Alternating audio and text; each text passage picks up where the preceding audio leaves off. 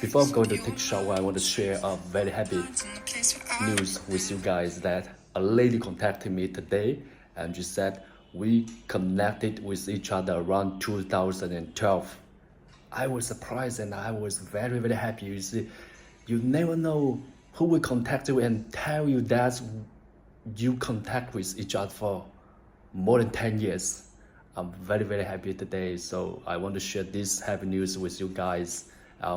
She's coming back to do the hair business. I supply the hair to her own hair company. Maybe she was working in a hair company and today she contacted me.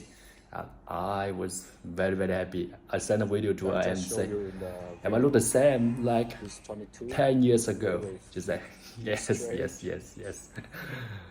So this hair business is like this. Sometimes you lose contact with someone, but they still remember you. After many years, they still remember you. I'm so happy, I'm so blessed.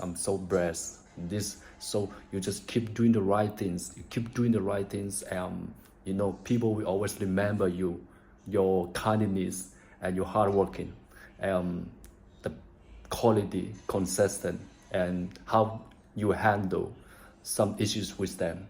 So they will always remember you. In this hair business, just like to show up your personality. I'm very happy. Okay.